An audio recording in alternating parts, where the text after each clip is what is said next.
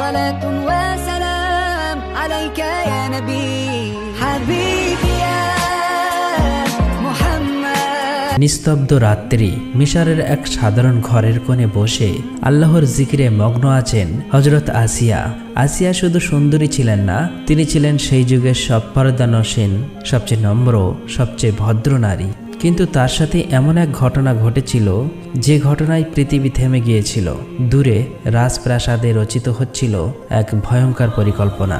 মিশরের বাদশাহ ফেরাউন তার রাজ দরবারে বসে আছেন। পাশে ছিলেন মন্ত্রী, উজির, সবচেয়ে বড় বড় জ্যোতিষী, সৈন্যবাহিনী আর অনেক জ্ঞানী গুণী মানুষ। হঠাৎ তার মন্ত্রী হামান উচ্চস্বরে বলল, হুজুর, দেশের সমস্ত মানুষ তোমাকে রব বলে মেনে নিয়েছে। সবাই তোমার কথা অক্ষরে অক্ষরে পালন করে, কিন্তু বনি ইসরায়েলের কিছু সংখ্যক মানুষ এখনো পর্যন্ত মেনে নেয়নি। আরেক পরিবার আছে যারা ইউসুফ আলাইহিসসালামের ধর্মের অনুসারী। তারা তো আপনাকে ঘৃণা করে, তারা বলে আল্লাহ ছাড়া কাউকে রব মানব না।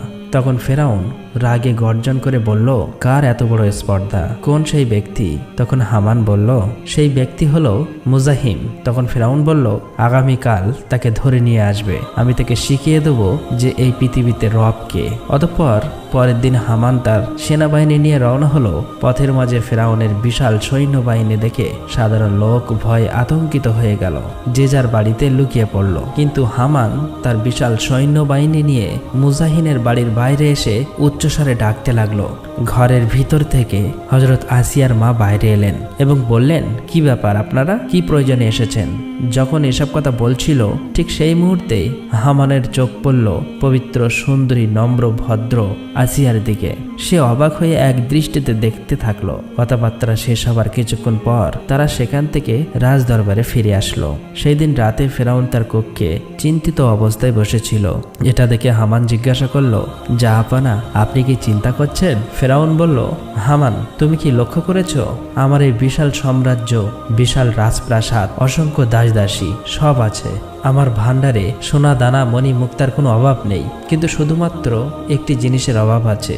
হামান অবাক হয়ে জিজ্ঞাসা করলো, কিন্তু জাহাপানা, আপনার আবার কিসের অভাব হতে পারে? আপনি তো রব, আপনার তো কোনো অভাব আমি দেখি না। ফেরাউন দীর্ঘ শ্বাস ফেলে বলল, অভাব আছে হামান। আমার সিংহাসনের পাশে বসার মতো, আমার এই রাজপ্রাসাদকে পুরো করার মতো কোনো রানী আজ পর্যন্ত আমি পেলাম না। হামান, আমার হৃদয়ের রানী হওয়ার কাউকে খুঁজে পেলাম না। আমি এমন এক নারীকে চাই যাকে দেখে মনে হবে এই পৃথিবীতে তার মতো আর কেউ নেই, যার দিকে তাকালে আমার মনে হবে আমি সত্যি খোদা আর সে আমার দেবী। ঠিক সেই মুহূর্তে হামানের মনে পড়ে গেল মুজাহিমের কন্যা আসিয়ার কথা। হামান হেসে বলল, জাহাপনা, আমি আজকে এমন এক কন্যা দেখলাম যেটা দেখলে মনে হবে চাঁদের চেয়েও বেশি সুন্দরী। তার এমন রূপ পৃথিবীর কোনো ব্যক্তি সেই রূপের আগুনে পুড়ে পাগল হয়ে যাবে। আপনি যদি তাকে দেখেন মনে হবে পৃথিবীর যত ফুল আছে তার চেয়েও সুন্দর।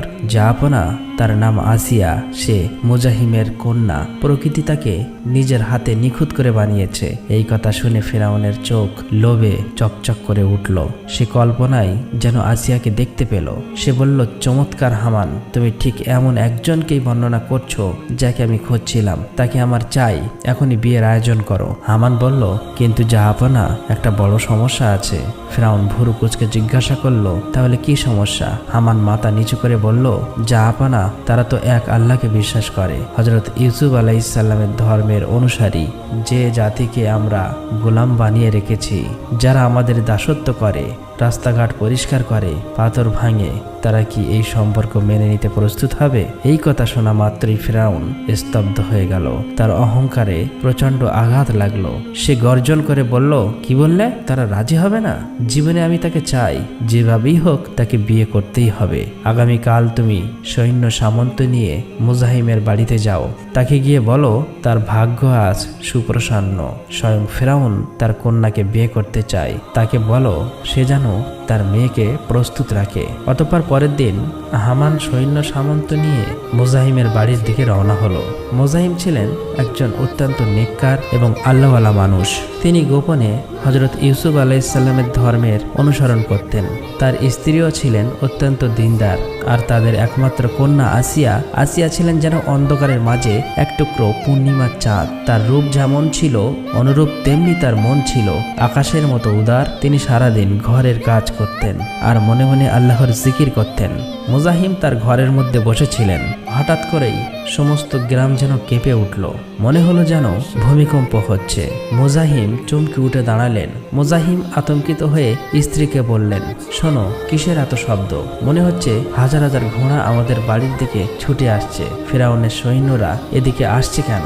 তারা কি আবার আমাদের উপর কোনো নতুন জুলুম করতে আসছে? তার স্ত্রী ভয়ে কাঁপতে লাগলো। কিছুক্ষণের মধ্যেই হামানের বিশাল সেই সৈন্য এসে দাঁড়ালো মুজাহিমের বাড়ির সামনে, সাথে শত শত সশস্ত্র সৈন্য, তাদের হাতে খোলা তলোয়ার, চোখে নিষ্ঠুরতা। অতঃপর হামান উচ্চস্বরে আওয়াজ দিল, মুজাহিম, এই মুজাহিম, ঘর থেকে বেরিয়ে এসো।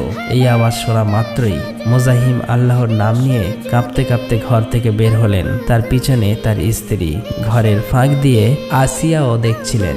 বাইরের দৃশ্য ছিল ভয়ঙ্কর। শত শত সৈন্য, সবার হাতে উন্মুক্ত তলোয়ার, তাদের চোখে নিষ্ঠুরতা। মুজাহিম হামানকে দেখেই চিনতে পারলেন, এ তো ফিরআউনের মন্ত্রী। মুজাহিম হাত জোড় করে বিনীতভাবে বললেন, হে মহামান্য মন্ত্রী মশাই, আমাকে তলব করেছেন কেন? আমরা তো অতি সাধারণ প্রজা, আমরা তো ঠিক মতো আপনাদের সব কাজ করে দেই, খাজনা দেই। আমাদের কি অপরাধ হয়েছে? এত সৈন্য সামন্ত নিয়ে আমার কাছে আসলেন কেন?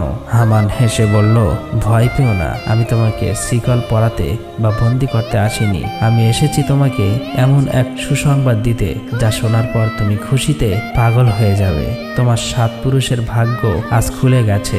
মুজাহিদ অবাক হয়ে তাকালেন। তিনি বললেন, আমাদের মতো গোলামের আবার কি ভাগ্য খুলবে হুজুর? হামান বলল, কান খুলে শোনো। আমাদের মহান রব মিশরের অধিপতি ফিরআউন তোমার কন্যা আসিয়ার রূপের কথা শুনেছেন। তিনি তোমার কন্যাকে তার প্রাসাদের প্রধান রানী হিসেবে বরণ করতে চান, তাকে বিবাহ করতে চাই। আজই তোমাকে সম্মতি দিতে হবে। হামানের কথা শোনা মাত্রই মুজাহিমের মাথায় আকাশ ভেঙে পড়ল। তার পায়ের নিচ থেকে যেন মাটি সরে গেল। তার স্ত্রী চিৎকার করে কেঁদে উঠলেন। ঘরের ভিতর আসিয়া দরজার আড়াল থেকে সব শুনছিল। তার হাত থেকে পানির গ্লাস পড়ে চূর্ণ বিচন্ন হয়ে গেল। মুজাহিম মাটিতে বসে পড়লেন। তার চোখ দিয়ে অজরে পানি পড়তে লাগলো। তিনি হামানের দিকে তাকিয়ে কান্না করে বলল, মন্ত্রী মশাই, এটা আপনি কি বলছেন? ফিরআউন তো আমাদের রাজা, আমরা তার প্রজা। আমার মেয়ে খুব সাধারণ, খুব ধর্মপরায়ণ। সে এই বিলাসিতা, এই ক্ষমতার কিছুই বোঝে না। ফিরআউনের মতো প্রতাপশালী মানুষের সাথে তার জীবন কিভাবে মিলবে? ওই প্রাসাদে আমার ফুলের মতো মেয়েটা টিকতে পারবে না। দয়া করুন, আমাকে মাফ করুন, জীবন দিয়ে দেবো, কিন্তু মেয়েকে চাইবেন না। হামান রেগে গিয়ে তার কোমর থেকে তলোয়ার বের করলো। সে তলোয়ারের ডগাটা মুজাহিমের গলার কাছে ধরে গর্জন করে বলল, স্পর্ধা তো কম নাই তোমার? ফিরআউনের প্রস্তাব ফিরিয়ে দেওয়ার সাহস